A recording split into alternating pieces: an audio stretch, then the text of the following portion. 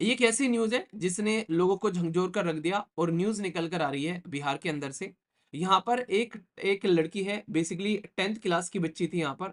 उसके साथ में दुष्कर्म किया गया 5 लोगों के द्वारा। दुष्कर्म करने के बाद में उसको घसीटकर एक पास में कुआँ था, उस कुएँ में फेंक दिया गया और वहाँ पर लगभग 30 मिनट तक वो चिल्लाती रही, आवाज़ लगाती रही और बाद में तड़प-तड़प कर उसकी मौत हो गई।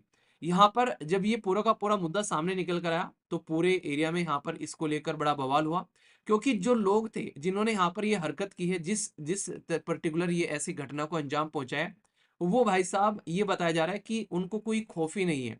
उन्होंने बोला, पहले भी यहाँ पर थ्रेट किया था यहाँ पर लड़की और उनके घर वालों को।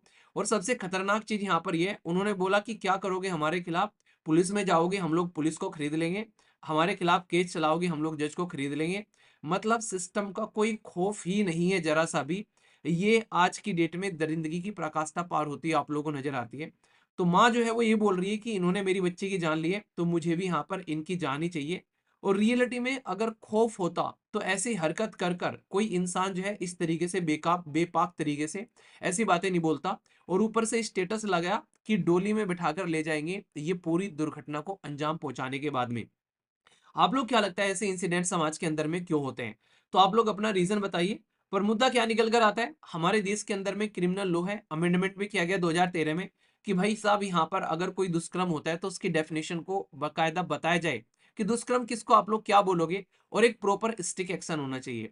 Protection of child from sexual offence, ये बात की जाती है बच्चों के बारे में, क्योंकि यहाँ पर जो बच्ची है वो 10th क्लास की थी ओनली, और उसके साथ में ये दुर्घटना देखने को मिली। तो यहाँ पर इसके बारे में बाकायदा कानून है हमारे देश के अंदर में, पर लेकिन उसके बावजूद भी यहाँ पर आज के डेट में ऐसे इंसिडेंट देखने को मिलते हैं। साथ ही साथ में आर्टिकल 21, ये तो डिग्निटी और बॉडी ऑटोनॉमी के बारे में बात करता है। भाई ये आर्टिकल संविधान में जो है बस रखा गया है। रियलिटी में अगर इसको आप लोग पावर देखोगे यहाँ पर, तो पावर ग्राउंड लेवल पर देखने को नहीं मिलती। अगर ग्राउंड लेवल पर पावर होती, तो ऐसे इंसिडेंट रिपीटेडली नहीं होते। फास्ट ट्रैक कोर्ट ये बनाने की कोशिश की जाती है, पर लेकिन बहुत सारे केसेस में फिर भी डिले होते रहता है, और इसकी वजह से ऐसे लोग जो हैं वो ऐसी हरकतें कर पाते हैं, इस तरीके से स्टेटस लगा पाते हैं। आखिर ये चीजें होती क्यों है समाज के अंदर में? कई सारी बातें बोली जाती हैं कि एक तो सोसाइटल कोज है, भाई लड़कियों को जो है एक ऑब्जेक्ट की तरीके से माना जाता है। मतलब उनको एक इक्वल पर्सन नहीं माना जाता है, ऑब्जेक्टिफाई किया जाता है। अभी जैसे कि मैं आप लोगों को बताऊं, कल का ही उदाहरण बताऊं।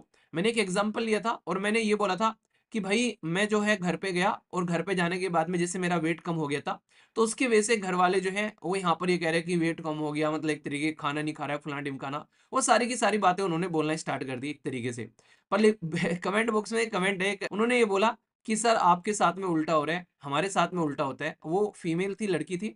तो उन्होंने ये बोला कि सर अगर हम मोटे हो जाते हैं तो हमारे ऊपर ताने मारे जाते हैं कि शादी कैसे होगी, मोटी हो गई, ये वो फलाना ढिमकाना। और लड़का मोटा हो जाता है तो लड़के को जो है एक तरीके से यहाँ पर मतलब पतला हो जाता है तो अलग तरीके से बोला जाता है कि बेचारा हार गया, पता नहीं क्या क्या कर रहा है। तो ये समाज का जो दोगलापन निकल कर आता है, ये सब जगह आप लोगों को देखने को मिलेगा पेट्रियर्कल माइंडसेट के सिस्टम में। आप लोगों को ये चीजें नजर आती है यहाँ पर।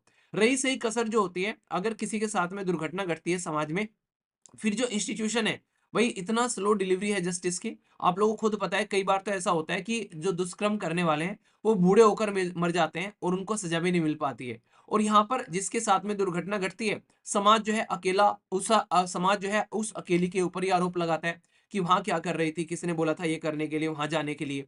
तो ये सिचुएशन देखने को मिलती है। और मैक्सिमम ऐसे सारे के सारे जो केसेस हैं, वो आप लोग को यहाँ पर गरीब सेक्शन के साथ में देखने को मिलते हैं। भाई कोई जो है आज की डेट में किसी अमीर इंसान की किसी लड़की को हाथ लगा के देख, पूरा चक्का जाम कर देगा 1 मिनट के अंदर में। मैं उदाहरण के तौर पर बोल रहा हूँ, इसको अदरवाइज मत ले जा। कोई अंबानी की बेटी को हाथ लगा सकता है, बताओ यहाँ पर? भाई पूरा का पूरा कंट्री को सील कर देगा 1 मिनट के अंदर में बंदा, कोई हाथ लगा के दिखाओ यहाँ पर। तो ये होती है एक तरीके से पावर। तो जो सिस्टम है वो गरीबी के अंदर में आप लोगों को यहाँ पर ये इस तरीके की हरकतें नजर आती हैं यहाँ पर।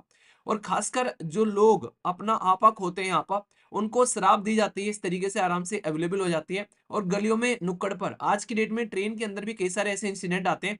कोई लड़की ट्रेवल कर रही है, सामने सीट मिल गई, यहाँ पर बैठकर दारू पी रहे हैं रात को उसके अंदर में। तो यहाँ तक भी सिचुएशन आप लोग समझ सकते हैं। तो ये सारी की सारी कहानी आप लोग के सामने है, जिसके चलते दिक्कतें निकल कर आती है। और सारे के सारे कॉन्सिक्वेंसेज जो है यहाँ पर, ये सेक्सुअल वायलेंस के झेलने के बाद में फिर जो ट्रोमा झेलना पड़ता है लड़की को, भाई इसमें लड़की के साथ में दुष्कर्म हुआ है, ऊपर से लड़की को यहाँ पर कोसा जा रहा है और ऊपर से उसकी शादी को लेकर या और समस्याओं को लेकर, मतलब ये समझो कि अगर उसकी ये बातें सामने निकल कर आ गई दुनिया के, तो जो दुष्कर्म हुआ है वो तो उसके साथ में हुआ है, एक जघन्य अपराध। उसके बाद में जो और ज्यादा जघन्य अपराध होते हैं, वो कई बार दुष्कर्म से भी ज्यादा ट्रोमा क्रिएट कर देता है बच्चे के लिए, जो समाज के अंदर में जिस तरीके से उसको ट्रीट किया जाता है यहाँ पर।